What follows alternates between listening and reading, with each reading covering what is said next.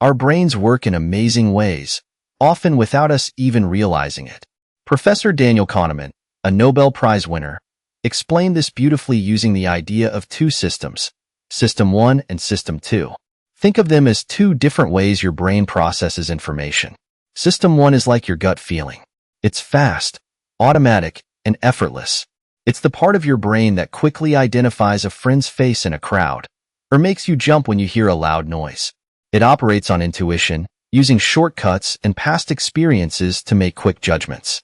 You don't consciously think about it, it just happens. For example, you see a snake. System 1 immediately triggers a feeling of fear, prompting you to move away before you even consciously process what you've seen.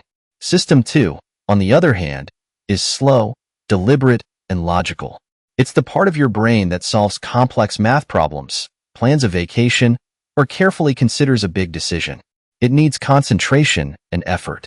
For example, choosing between two investment opportunities requires focused thinking, weighing pros and cons, and calculating potential returns. A clear System 2 operation. System 2 is involved when you really think things through before making up your mind. These two systems work together constantly, often without you noticing. Sometimes, System 1 makes a quick judgment, and System 2 accepts it without much further thought. Other times, System 2 steps in to override System 1, correcting an impulsive decision or adding careful reasoning to an instinctive response. Imagine seeing a sale sign. System 1 might tell you to buy it immediately, but System 2 might step in to check if you actually need the item and whether the discount is real. System 1's speed is powerful, but it can also lead to errors.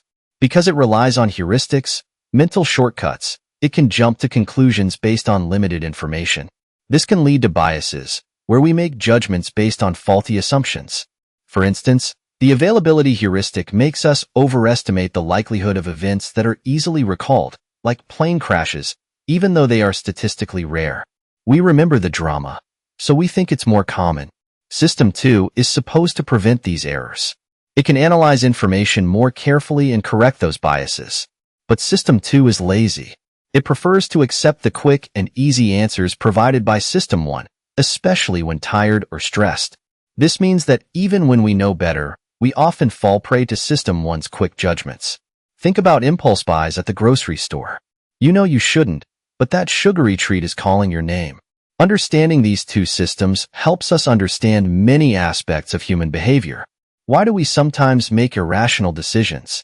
Why are we susceptible to marketing tricks? Often, it's because System 1 is pulling the strings, and System 2 isn't paying attention. For example, consider the framing effect. The way a choice is presented heavily influences how we make decisions. If a doctor says a treatment has a 90% success rate, it sounds much more appealing than saying there's a 10% chance of failure. Yet, the actual outcome is the same. System 1 responds more strongly to the positive framing, even if it's illogical. Another example is anchoring bias. When making decisions, our minds often anchor onto the first piece of information they receive, even if that information is completely arbitrary. If a salesperson starts by suggesting a high price for a product, you'll likely perceive lower prices as being a good deal, even if the initial price was unrealistically high. This is our System 1 at work again, latching onto that initial number. So, how can we improve our decision-making? By becoming more aware of how these two systems operate. By consciously engaging System 2, we can better evaluate the judgments of System 1. This means slowing down, thinking critically, and challenging our assumptions. Instead of immediately reacting to something, take a moment to consider all angles of the situation. For example, before making a large purchase, take time to compare prices and read reviews. It also helps to be aware of common cognitive biases. Knowing about things like anchoring, availability heuristic, and framing effects will help us identify situations where System 1 might be misleading us. Once you're aware, you can counteract them.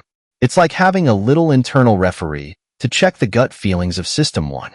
In conclusion, understanding the interplay of System 1 and System 2 provides a valuable framework for understanding our decision-making processes.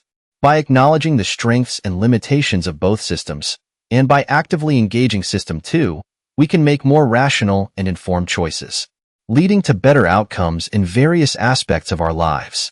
It's about finding a balance, respecting the speed and efficiency of System 1 while leveraging the analytical power of System 2 to make sure our decisions are well considered and in our best interest. It's a constant learning process of recognizing the quirks of our own thinking.